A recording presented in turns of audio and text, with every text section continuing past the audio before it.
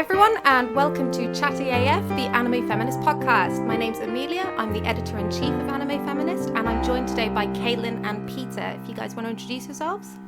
I'm Caitlin. I'm an editor and moderator at Anime Feminist, as well as running my own blog. I have a heroin problem, and heroin is spelled with an E at the end. I'm Peter Phobian. I'm an associate features editor at Crunchyroll and a contributor at Anime Feminist. So we're talking about ReZero today, which is a series very close to my heart, not least because it's how I became friends with both Peter and Frogkin, who is another kind of honorary member of the AniFem team. But Caitlin, I believe, has just finished watching it. Mm-hmm. So, Caitlin, did you know anything about ReZero before you went into it? I knew the basic premise. Okay. I knew that it was about a guy who keeps dying and then comes back, and I knew it was like a light novel based isekai show, and I knew that Rem is everyone's favorite waifu. So she knew the memes. I knew yes. Yeah. I knew I want to protect that smile. I knew did she win Best Girl? Yes. In the Crunchyroll Award? Yeah. I think she won Best Girl in every corner of the internet for at least 6 months. Yep. So it's official. Yeah, I knew that much. So you're brand new to this, and we really wanted to just talk through it with you because I was very involved at the time on a personal level. I was writing about it for my blog at the time, and I was making friends through it, as I said, and we were speculating on kind of a one-on-one level. So I would talk to Peter after every episode, and we'd kind of compare theories for the future. But it was very much kind of on a personal level. I didn't really get involved in ReZero fandom. I wasn't part of any of the forums, whereas I think, Peter, you were much more involved. Yeah, I think that was probably one of my favorite parts about the series, although it was a mixed bag. That's one way to put it. Yeah. Okay, we're almost definitely going to come back to ReZero at some point. It's something that half the team has very strong opinions on, and there is a second series coming up. So for today, we're announced? I think the second season's been announced, hasn't it? I think they announced their intention to make a second season, but they have not spoken as to when it will be. Like the current prevailing theory is later half of this year, but we don't know. Right now, they're the same studios making a different anime, so... This is really meta. We're even speculating on the future of the series itself. Yeah. Well, I mean, it's a sure thing, pretty much. I think it got a pretty big following, so... Yeah, absolutely. Yeah. Actually, it was the most popular anime by viewership, I believe. In 2016? Yeah, Miles did that by geographical location popularity map. So more people watched ReZero last year than like anything else on Crunchyroll. I'm really not surprised. And I loved it too. I absolutely loved it. And I rewatched parts of it for this podcast. And I continue to love it. I think it's one of my favourite things to come out of last year. Obviously, it's a bit of a mixed bag, as you've already alluded to. And there's a huge amount that we could discuss and absolutely no way that we can cover everything in the one podcast. So we will come back to it. But for this particular episode, we just want to kind of capture Caitlin's perspective, which is obviously very fresh. I think you finished the last episode, 20 minutes ago? Half an hour ago? Something like that. Yeah. so we just want to... The takes are coming in hot right now. Exactly. So we just want to compare kind of what your views are now to what Peter and I remember of the time and what Peter remembers of kind of fandom reaction. And you've obviously been... It's going to be an interesting discussion. So we're going to do this by character, and we're just going to dive right in. We're going to start with Subaru. So, Caitlin, how are you feeling about Subaru right now? Oh, he's just a garbage person. I don't mean that in an affectionate way. Like, he is a NEET who has lived a life where he has not done anything, and then he comes to this fantasy world and he wants to be the hero, and he gets to be the hero. So, yeah, not loving Subaru right now. So, how did you feel about him at the very start of the show? Oh, great. Another neat otaku hero. Because, that's sort of the prevailing narrative in isekai. The main character is a NEET who is... video games are the main force in his life, and then he gets pulled into a video game, and suddenly all of that knowledge is helpful instead of useless. And yeah, like, I had no reason to believe Subaru was any different. Was there anything about him that kept you watching, or at that point would you have turned off if you'd watched it during the simulcast? I mean, I probably would have turned it off if I had been watching. I really don't blame you for what it's worth. Did your view of him change over the course of the series? I thought he had, like, a really solid emotional arc. Like, his emotions in the situation were really well done. Like, he is dying over and over. He's seeing his friends dying over and over, and that's incredibly stressful to him, and he kind of falls apart on multiple occasions.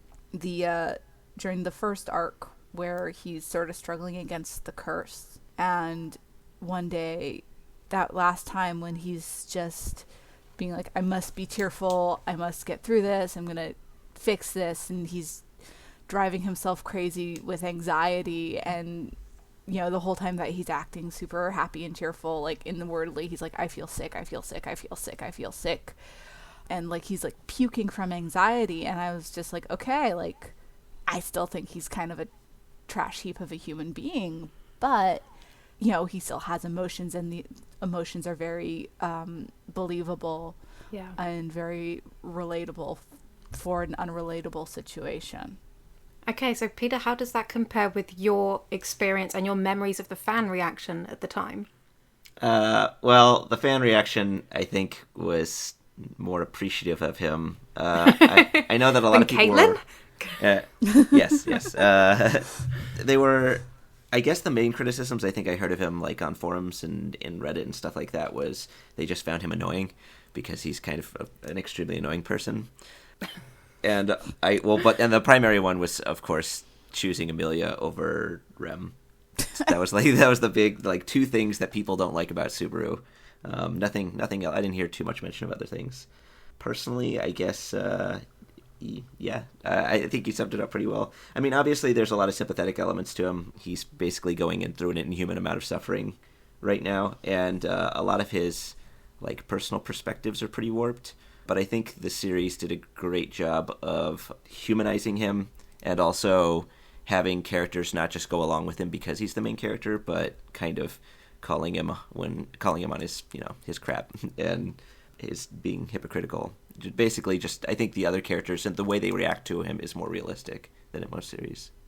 How did you feel about him personally? I mean, did you like him as a character when you watched it through? Yeah, I mean, as a character, I think he's great. I mean, just like as a character in a story, he's really interesting. I think I might be probably the most empathetic person to him here. Actually, I don't know if either of you have any empathy toward him whatsoever.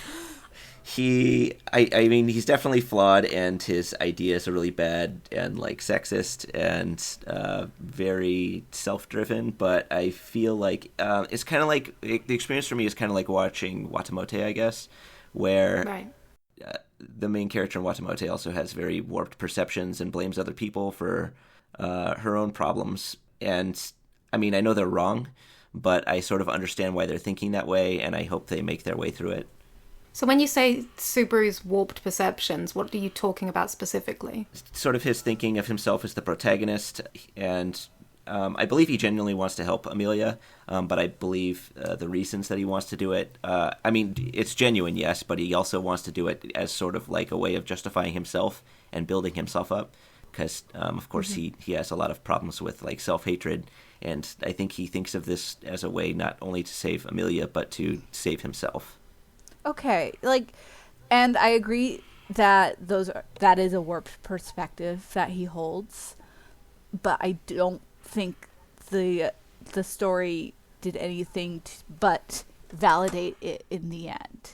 Midway through the series, he has his falling out with Emilia, but at the end, he gets to be the hero.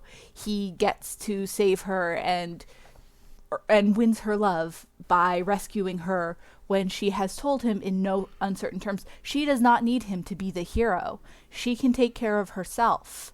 But in the end, it shows that she can't take care of herself, and she does need him to rescue her. And that is the part that I had the really big problem with. Yeah, it's quite interesting, because I just rewatched from episode 19 to the very end, which are probably the ones I'm least familiar with. And what really struck me was that there's actually two endings that he has there. There's the first one where Emilia shows up, And he goes to help her and protect her. And Felix says, no, you have to trust her. She can handle this. Give her a chance. And she does. And she saves the village and everyone's really happy for her. And then Subaru gets taken over by Beetlejuice. And that timeline ends. And then in the second one, she then gets a bit damseled. And I thought that was really interesting, actually, because if they'd done the first ending and they'd left it at that, I think I would have been much happier with his arc than the second timeline that they actually did end on. So, like, if he had just after that gone and apologized and then... Yeah. Because then she's the saviour at the end. She's really powerful. And one of the big problems I had with his arc in episodes 12 to 18 was where he kept saying, I have to save her, and just completely ignoring the fact that she is a lot stronger than him. She's a lot more powerful than him. And she really doesn't need him for much of anything at that point. And it turns out in the end, I think, that the one strength he really does give her is credibility with the villagers. Yeah. And he really is that bridge between... She says herself that she's kind of awkward with people. She's been ostracised her whole life. She doesn't really know how to connect with the people around her. And Subaru does give her that bridge with ordinary people. But that would have been the right ending in the first timeline. And in the second timeline, it doesn't really show the strength that she's gained from him, I think. Right, like, if it had been, like, he helps her in things that she cannot do herself, because everyone has their own strengths and weaknesses, it would have gotten a much different reaction from me, because she is very powerful. Subaru really doesn't have that much going for him other than a sort of, like, superficial charm and gregariousness. I mean, Krush literally says, doesn't she? She says he is the very weakest person among us. Literally anybody can kill him in the whole series. It's absolutely right. Yeah. So not too impressed with Subaru then, Caitlin? Not at all. Is there anything they could have done with his arc that you would have been kind of satisfied with? If he had to work harder to repair his rift with Amelia, because honestly, like, it was way too easy for him. I've seen friendships falling out over the situation where a guy starts feeling entitled to a woman's time and attention, who he convinces himself that she needs him and he can fix all of her problems, and no, that's not how it is. It's like the legendary internet story where a guy carried a printer across a college campus in the rain because a girl was saying that she didn't want to have to walk to the library to print her stuff out in the rain. What's that? Yeah, I've never heard of this. I've never heard of that. So, like, I've heard that story. I don't know how actually true that is. Is it true? I don't know. What is this? But, like, that's an extreme example, but I have witnessed things like that happen, having run in nerd circles since high school. And, and eventually the girl's like, you need to chill. Like... And this was my biggest problem with Subaru as a character, actually, was in the first few episodes. His behaviour towards Emilia made me really uncomfortable. When she says, she saves him, she walks away, she says, I need nothing from you, you've repaid your favour, we're even. That's fine, I'm moving on. And he chases her down the street, and he forces her to give him a fake name. And I just flash back to all the times I've done that. I've given people fake names. And it's such a real experience that I think many people have had. And Subaru, the guy who causes this, is the hero. And that made me so uncomfortable. And I think I've said to both of you before, I actually dropped ReZero episode 12, I think, episode 11, episode 12. I got so bored and frustrated with his arc, I dropped it. And then episode 13 happened, fandom exploded, and I had to get back into it. And I'm so glad I did, and now it is one of my favourite shows from last year, but Subaru in those opening episodes is just insufferable. But yeah, I mean... in a very real way. Yes, and I wish, like I was saying, that rift is a deep one. Like, it's not something that can be just fixed with him actually rescuing her and apologizing. Yeah. And it's great that he apologized. It is, but it was just... way too easy. like, he really messed up. He humiliated her in front of all of these people when she is supposed to be showing her status. He did. And the fact that he's like, oh yeah, sorry, I kind of messed up. And she's like, oh, it's okay. And then they, like, smooch in a field or whatever. It's too simple. Like, people have to work harder to earn forgiveness, and they have to show signs of really changing, and I don't think he has. I don't think he's changed at all. See, that's the bit I don't know if I agree with you on that, because I really do feel when I watch it that he goes through a complete development arc. I think he does reflect. I think he does learn. There's an amazing moment in the last episodes. Now, I'd forgotten so much of these episodes, and I'm really glad I rewatched them. There are two moments in the last arc, the White Whale arc and then the Witch's Cult. There's one moment where he says to Rem, she says to him, I have complete faith in you, Subaru. And this is after Emilia telling him, I want to trust you, I want to believe in you, and I can't. You're giving me nothing. And Rem says, I have faith in you. And he's so moved, and the first thing that comes to his mind is a line that he's heard from Emilia, where he says, I guess I should say thank you and not sorry. And that's something that they had a conversation about way back in episode, I think, 6 or 7. And then there's a moment later when he and Rem are fighting the White Whale, and he catches her after she falls. And he says something to her like, giving up doesn't suit me, it doesn't suit you, and it doesn't suit any of us, which is something that she says to him in episode 18, giving up doesn't suit you. And I feel that really shows, moments like that show how he's learned and he's grown and he has changed. And I do feel that his apology to Emilia in the end was sincere, and it was a real culmination of an arc. But yes, my disagreement with the show's decision is where Emilia then says, I'm so happy. How could I ever have been so happy? Am I really allowed to deserve such happiness? Over Subaru's confession. That was the line. Everything up to that point where she says to him, but I'm a half elf, but people hate me, but I'm just going to cause problems. Things like that I understand and I can get behind. As soon as she jumps into, I'm so overwhelmed with such happiness, how can I possibly have deserved this? That's where it loses me. Right, and that's something that didn't feel right to me, but also, like, I'm not of a marginalized class, so, like, I didn't know if that was something that was legit or not, but it didn't feel right. Which part didn't? When he confesses to her, she's like, oh, I'm so happy. Oh, yeah, no. I think I understood it. I was on board with it to the extent of I didn't think anyone would say that they liked me.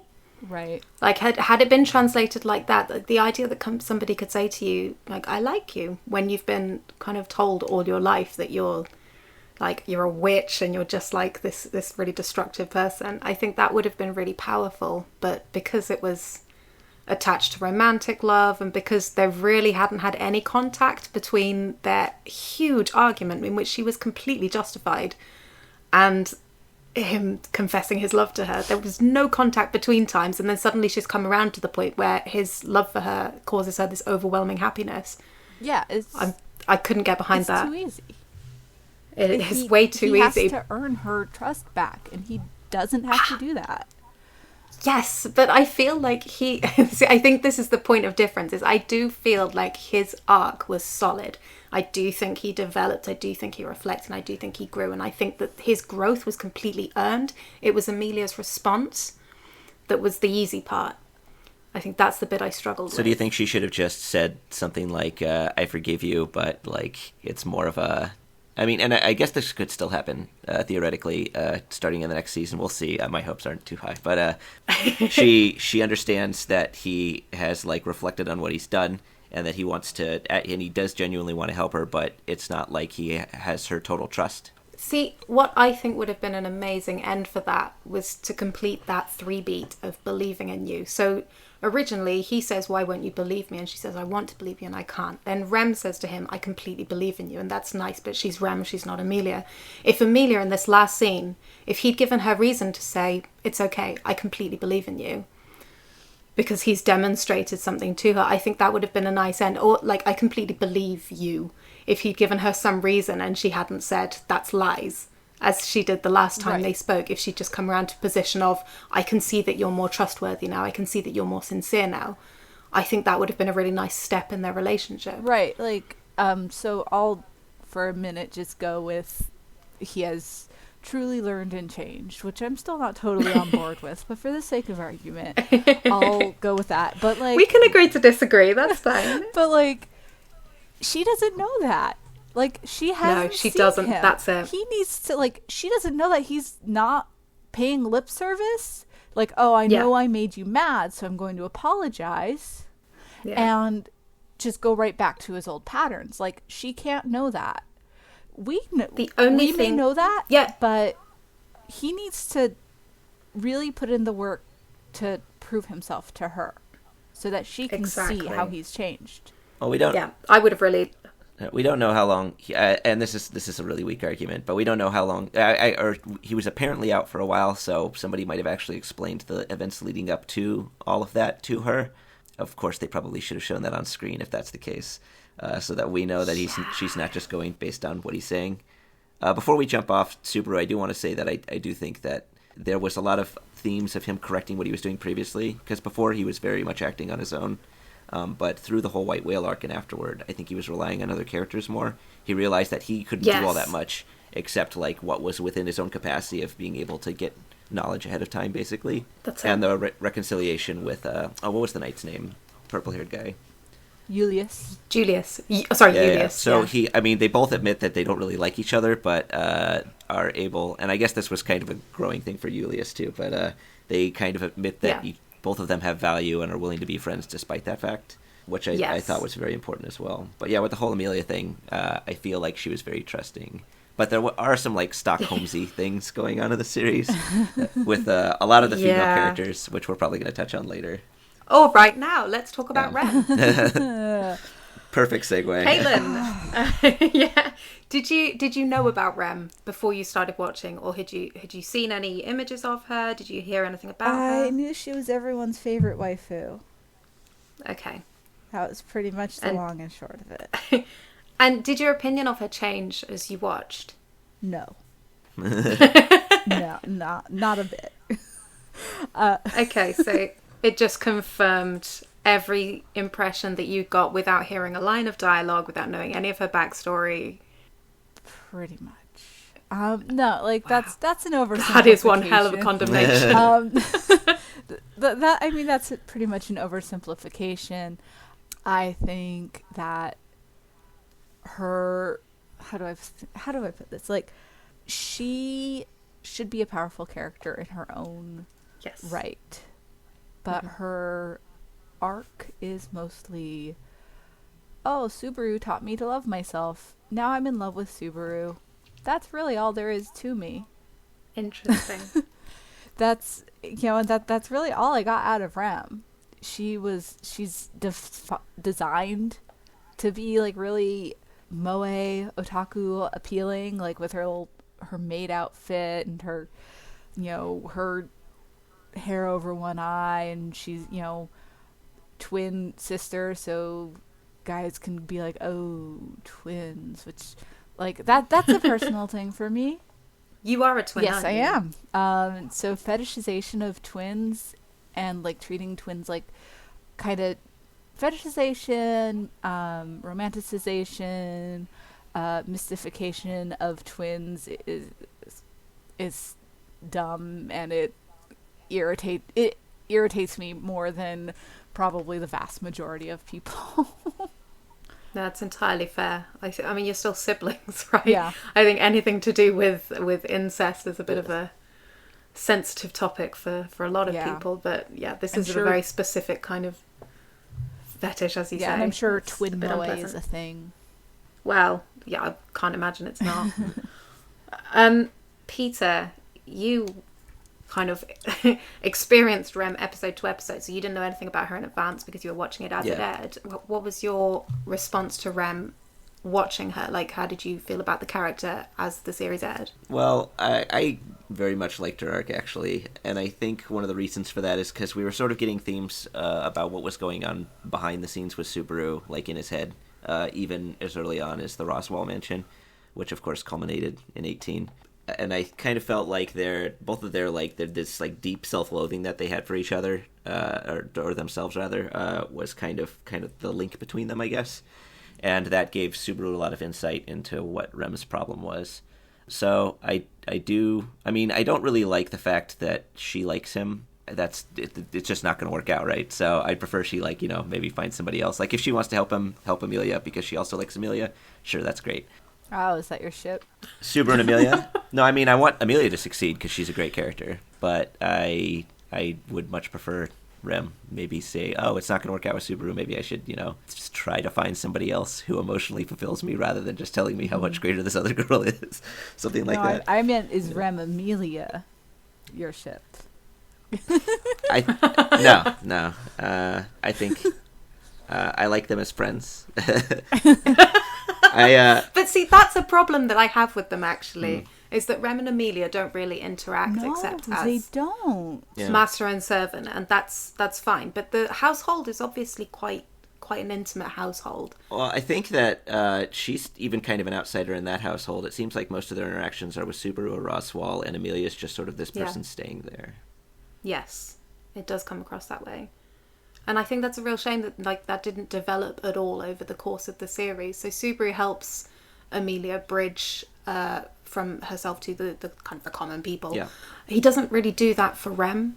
We don't really see any relationships that characters have other than either very superficially, like with, oh, this is, I am a candidate and this is my sponsor, or like everything is very Subaru centric. Like there's very, very little sense of what relationships characters hold outside of their interactions with Subaru.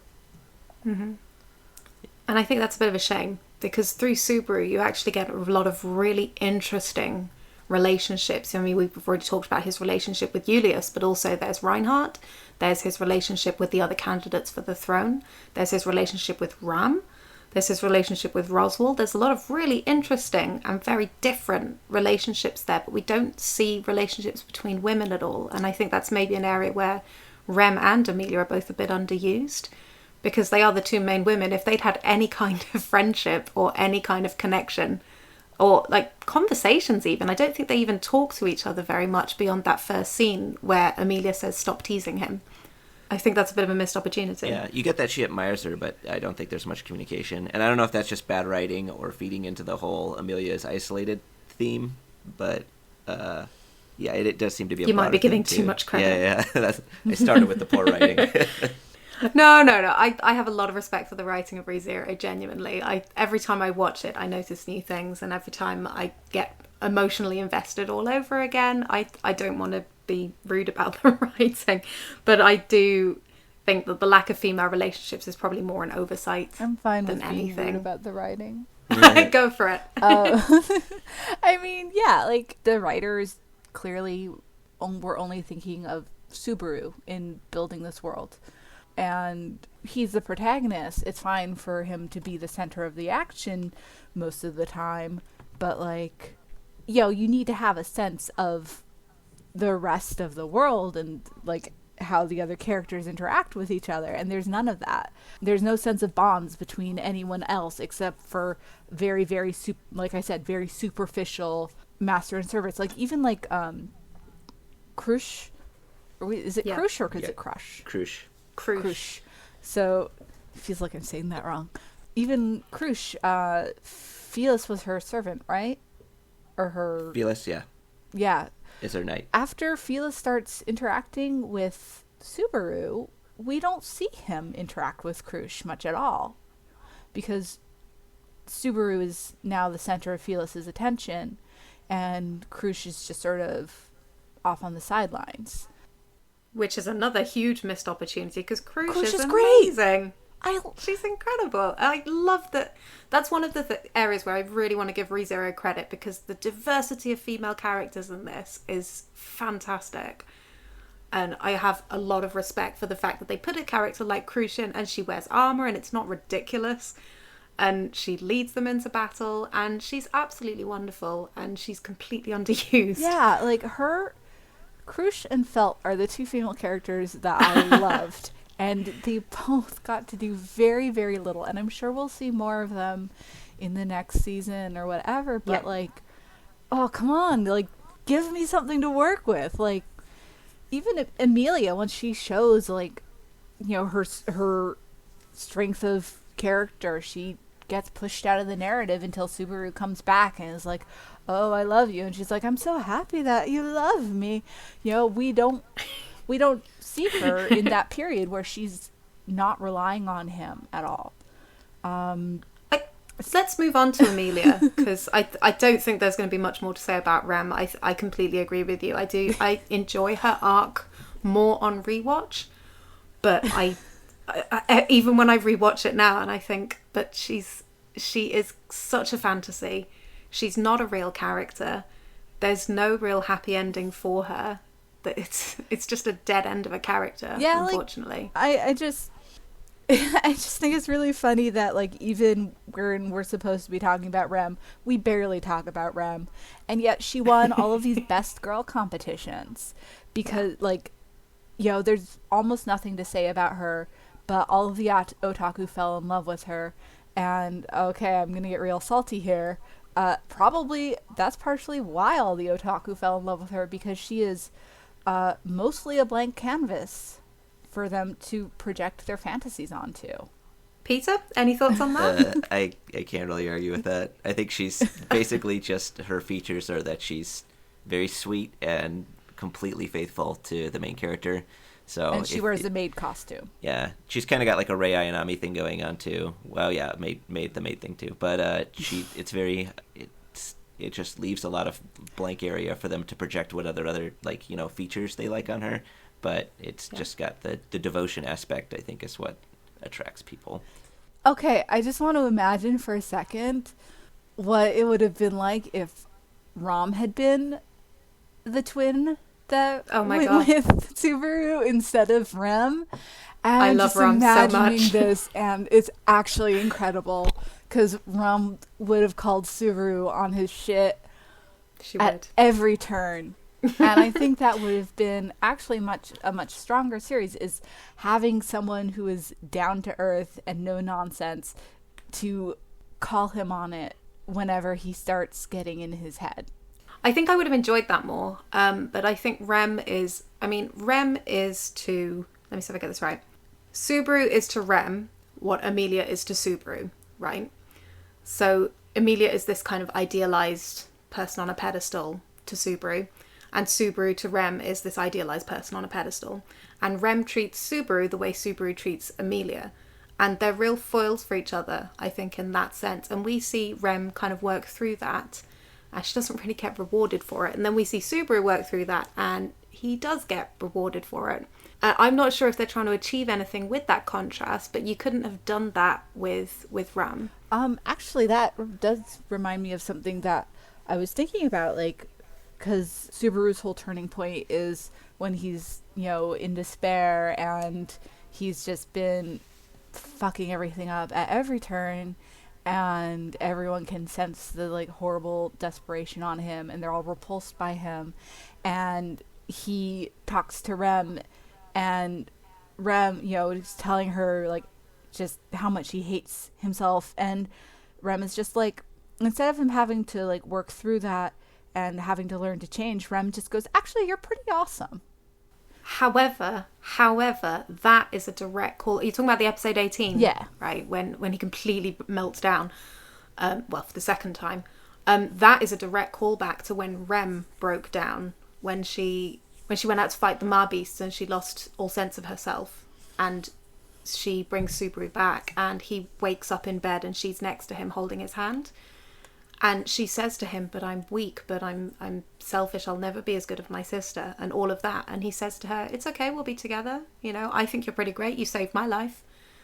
And they have exactly the same lines in episode 18. And this is kind of what I mean, is like Rem, I think, serves that purpose where you can, if you go back to that arc, and I've said this to you before, Caitlin, that now that you've seen it, if you rewatch those episodes, they are so much more satisfying now because you see that echo.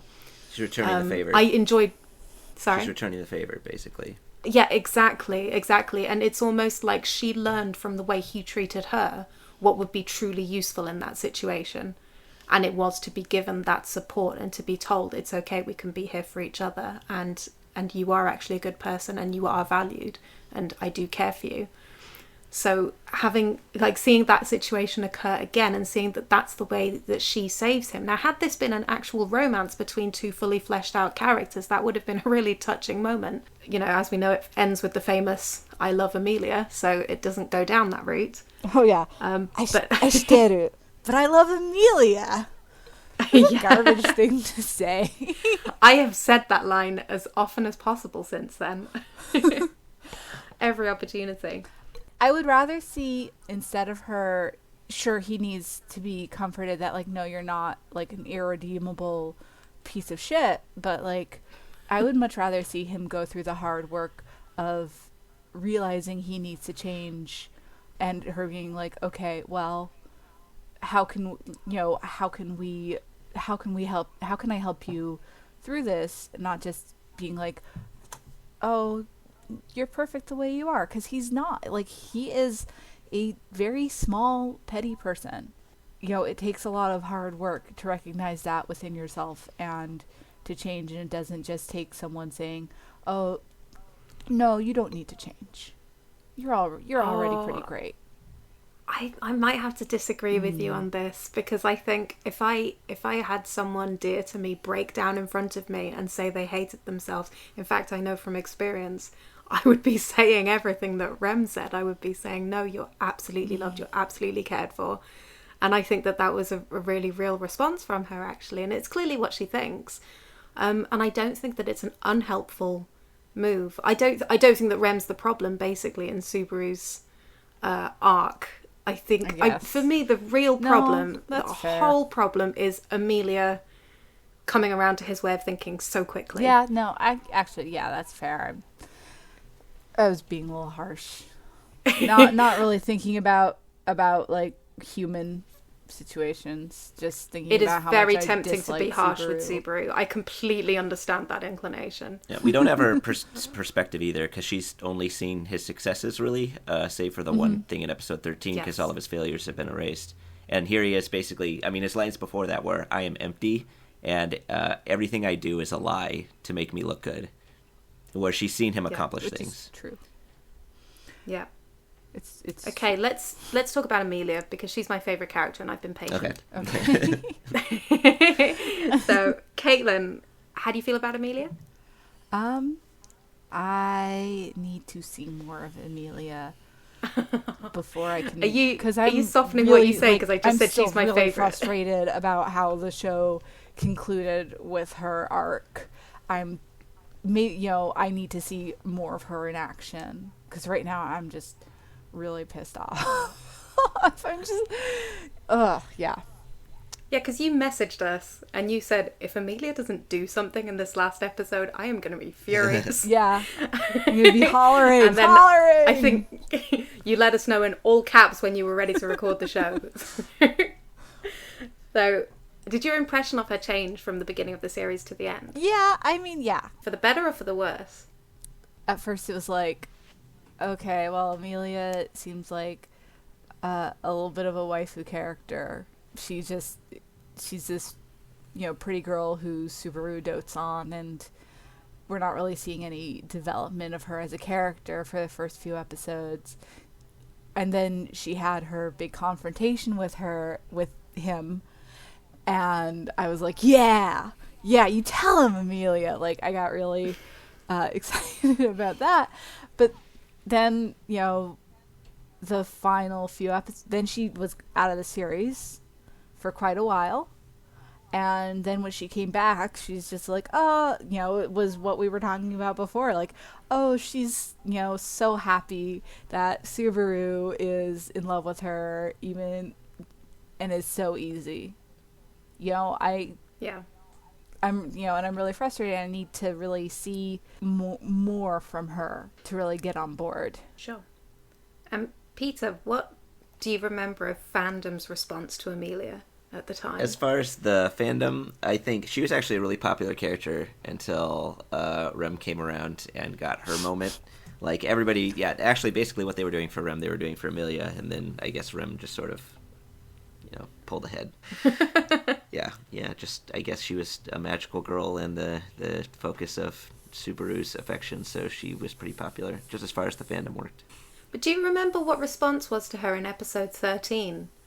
Where she says to him, "You're doing all this for yourself, and the version of me that's in your head must be amazing. She can understand everything that you want." Yes! All these lines. Oh, it was so which, good. That was incredible. And that was series defining for me. That was an incredible moment. And it's why I picked the series up again. It's why I continued with it to the end. But what was fandom response? I think it was pretty mixed, but I guess that depended upon your inclination. I mean, the people who hated Subaru were just like, "Thank you so much for telling him what an atrocious shithead he is." It did feel really good. Yeah. So I think actually that's strange. Yeah. I think the reactions to Amelia mostly depended upon what the person thought of Subaru, because it's either they felt the call out was warranted or no. And I think in that case it was mostly just them watching Emilia do what they wished they could do to Subaru.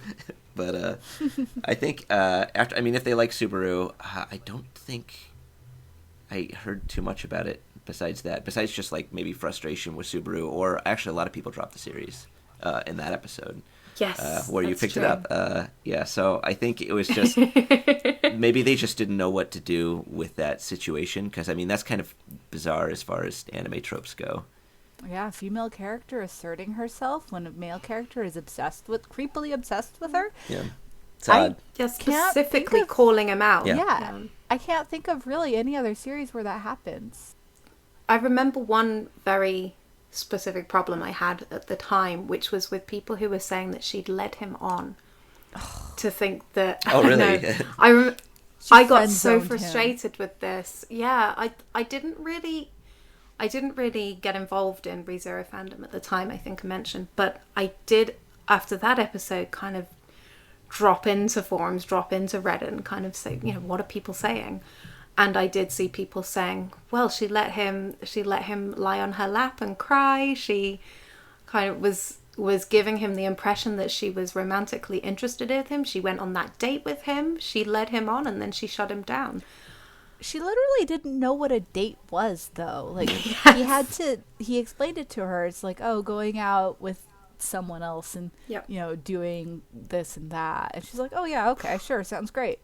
Like, she didn't know that a date is something that has romantic connotations. Yeah, you are preaching to the choir. The interesting thing when you go back and watch it, and I really hope you do, but the interesting thing when you go back is that you will see at every opportunity Amelia deflects the things that Subaru says. So like the morning that he wakes up in the mansion for the first time and she walks in just some dress, he says to her, whoever chose that outfit knows what they're doing.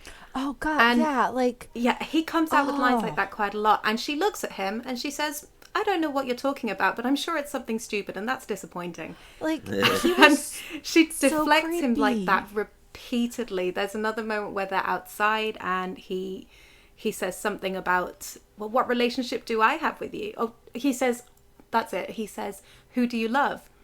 And she says, I'm in love with Puck and Puck's in love with me. Yeah. And that's the end of it. And he says, well, where do I fit into this relationship? And Puck's just like, you don't. And she just deflects him, and she does that repeatedly. And so to see people saying, oh no, she led him on, it was actually really unsettling, because it really shows you that people can see mixed messages in a situation which I look at and I say, there is nothing mixed about this message. Yeah, and I mean, I personally did pick up on those hints, like, because I can think of times when male friends have said stuff like that along those lines to me, and just exactly like how uncomfortable it made me, but I also didn't want to like outright tell them to cut it out because it could damage our friendship. Now I don't give a shit. Yes. Now if a guy says something creepy to me, then I'm tell them to go screw themselves. But you recognize the deflect. Yes, like that is absolutely. That is a move that you've used. It's a thing that I've used. Like when somebody says something and you think they are expressing a potential interest in me, and I need to stop that conversation there in a lighthearted way that won't be uncomfortable for anyone. And she does that time and time again. And I love Emilia. I absolutely think she's a wonderful character. She was one of my favourite characters from last year. I just think she's great. Even in the context of that, like, being a relationship, that logic doesn't really hold with me anyway. The whole, like, she was leading him on thing. Because let's assume that they were in a relationship. I mean, just, fulfilling the fantasy, right? He humiliates her in public and has been consistently lying to her, and she forgives him for that. She just says, you just need to explain it to me and I'll forgive you. I'll even forgive you, like, humiliating me in public. You said you made a mistake, whatever. And then he says, I can't tell you the truth, or like, he basically just keeps lying to her. So she knows that. And then what she says after that would be breaking up with him. So assuming they're in an equal relationship where she's not just his possession, and assuming they were in a relationship, period, that's her saying, okay, the relationship is over because I can't trust you anymore. So even then, it's like... that's absolutely true. No leading on there. Yep, exactly. Okay, I think we need to start wrapping this up. So I just want to talk about ReZero as a show. Caitlin, would you recommend ReZero to a feminist anime fan? No. Why not? Because of all of the various stuff that we've discussed so far. Cop out. Come on, explain it. No, how basically the show ends with Emilia having to be rescued, with her being damseled, and basically validating Subaru's need to save her, and how he sees himself as the hero who needs to protect his object of interest, the whole character of Rem, and how all of the more interesting female, well, not all of, no, actually, yeah, all of the more interesting female characters get sidelined, and I don't think most feminist anime fans would be able to get behind the character of Subaru. He is a trash heap of a human being. He is... I'm a little disappointed we didn't really get into how petty and entitled he is at the beginning of the series, because he really is. Like, the way he talks to the female characters, it really made me uncomfortable. Yeah, I agree with you. When he wakes up and Rem and Ram are in the room and he's like, oh yeah, twin mates or whatever, his response to them is really, again, it's uncomfortable. He just says these things without a filter. Or pretty girls have a duty to smile for the eyes of others. Oh yeah. Oh God, I'd forgotten about that. So like, not everything I recommend just purely for feminist merit. But sure. If I'm just talking about series I would recommend as a feminist, ReZero is not one of them. Fair enough. Peter, same question. Would you recommend it to a feminist anime fan? With caveats, probably. Yep. If I was putting it on like a recommendation list, I actually had debated putting it on my problematic favorite for the end of the year. It definitely has a lot of bad stuff, but I think it's also got a lot of good stuff. The female cast is like amazing to me. There's so many female characters I like. I think they're very diverse. I think they all have... I guess it's a mixed bag as far as agency goes. I do agree that a lot of the relationships are very Subaru-centric, but it's also his perspective, so... Like, I wish they did stuff with other characters more, but I think they all have their personal ambitions that they're pursuing. And there's this sort of, like, meta story going on. Well, there's a couple meta things going on in the series, but one of the big themes seems to be that it's sort of recognizing that Subaru's being, like, an entitled, kind of misogynistic otaku is a problem of his. And although it's sort of being validated, it's like, or like his like internal, like, this is my plot is being validated. It's only coming at the cost of him having to change, and the series portrays him as the weakest character. So it's kind of, I guess it's sort of like a hopeful, you don't have to be an otaku forever kind of thing, or at least I hope that's where it's going. So I see definite themes going there. So I feel like it's definitely a mixed bag, but there's a lot of redeeming qualities. And I think I basically share your opinion, and this question is already answered because I did recommend it to a feminist anime fan. Caitlin, you kept putting up that poll where you said, what should I watch next? Mm-hmm. And ReZero was always one of them, and every time I said, Caitlin, watch ReZero. So but then you the also fact that said actually you didn't watched think I'd like I'm very it. pleased.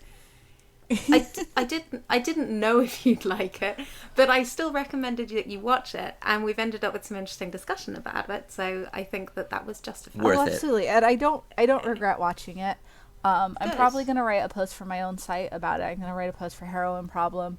It's definitely, it has a lot of very serious problems. It has some, I think it has some untapped potential when it comes to his female characters, like the fact that the country is ruled necessarily by a woman, and that all of the candidates for the next ruler are women. To be king, specifically. Only a woman can be king. Yeah, only a woman can be king. I think that is... I think the king succession, honestly, has potential to be a much more compelling plot. I'm a little and I am disappointed that it didn't get explored more. And honestly, if the next season ends up focusing on that, I'd be a lot more willing to watch it. Because I like Felt a whole lot. I want to see more of Felt. We should get Frog on this podcast. Frog loves yes. Felt. Oh, I was really disappointed that she didn't do more. Well, that actually ties in with the next thing I was going to ask you, which is what could the second season do to make it a feminist recommendation from you?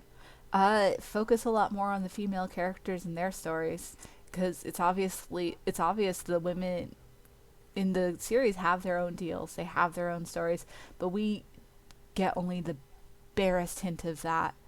Like I've said before, it's fine for things to be centered on Subaru because he is the main character, but there's very, very little sense that these characters are out living their lives when they're off screen, and I would need to see more of that, especially since they're currently going through such a major process within the country. Yeah. Peter, what do you hope season 2 will do? Along the same lines. Personally, I'd like to see... I thought the ending was good, but I'm hoping that Amelia kind of... I don't want to say she's necessarily guarded to Subaru, but she is maybe a bit reticent toward... Like, he's basically got to prove that he knows how to help her while still doing what she tells him to do, because, he would be working under her.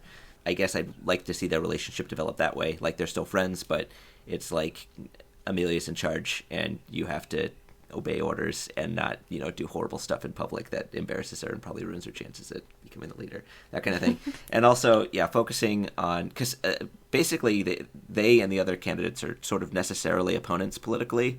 So if everybody's making different moves, which I think we got a bit of a sense of later, and all of them get like more development, not necessarily as allies or people who end up having to work with Subaru for different reasons, as with Krush. I think that would be super interesting and like really allow the female cast to like take off. Yeah, it's Subaru definitely needs to show himself that he is willing to trust Emilia and let her take the lead in matters where it is entirely her business to take the lead, and it is his business to shut the fuck up. Because that's really one of the big things that Subaru needs to learn, that I don't think he really did, is he needs to learn when to shut the fuck up, because he's not the hero in this situation. Yeah. And it is a shame needs to because learn to stay in his lane. In that first timeline, at the very end, the first of the two timelines where she saves everyone, and he's told by Phyllis to stand back and just let her do her work, and he does, and that would have been a really great note for him to kind of end on. But yeah, I agree with both of you. I look forward to both of those things. It's not really a feminist note, but I want to see much more explored with Subaru as the Archbishop of Pride. Like, this is something that's been hinted at. Yes. Yeah, there's so much. There's so much going on in the series that it's really dense. Really did not like. It did not get explored. Did not get fully explained. Like, I don't have any sense of the larger plot. No. And it's... Well, I think that's taking a lot of time to develop, right? I mean, there's this whole, like, meta-narrative where Subaru might be the agent of evil. Yeah. So... See... That's super interesting, especially given his character. Yeah, it's absolutely fascinating. And every time I watch it, I see something new. And today was the first time I've really noticed the glint going in and out of his eyes when he's having his final battle with Beetlejuice, where Beetlejuice is kind of crawling after him. And you see the glint going in and out of his eyes then. And it's yeah, exactly. And it's something that I've... Oh, he does that himself earlier, actually. If the moments when he's like kind of doing something not because it's right, or out of his warped sense of personality, he has to glint. Exactly. So that's sort of when you know he's being moral or when he's being immoral. And I noticed it in other scenes, but that's the first time I noticed it in that scene. And every time I watch this show, I pick up new things that I haven't noticed before. Mm-hmm. And yeah, Subaru's, like, his connection to the Archbishop of Pride role, we don't know what it is. I have no clue. I haven't read the light novels. Again, if we get Frog on the podcast at some point, we'll discuss it. Oh, they're translating them. I think the first one's out. Oh, really? Okay, I might have to... I've been thinking this entire time, man, I need to read this light novel as well to see if it's different. I suspect the anime writing might be better than the light novel writing. But the light novel writing is probably better than the web novel writing, so...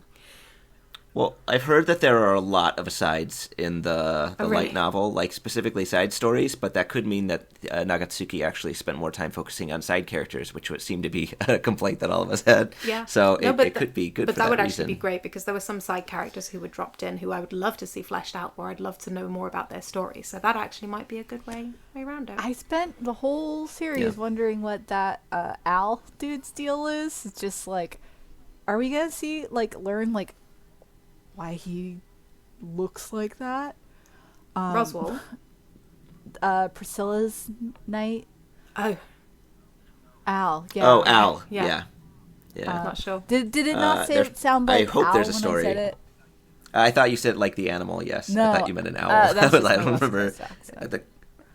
No, Al. Aren't you also from the West Coast, Peter? It's my Yes, okay, it's my SoCal accent. It's my Los Angeles accent. Okay, so I had no chance of understanding either of you from the start. So, okay, I think we're going to have to wrap it up there. All right. Thank you so much, guys, for taking part. Just to say that we have a website, www.animefeminist.com. We have a Twitter account @AnimeFeminist. We're on Facebook, facebook.com/AnimeFem.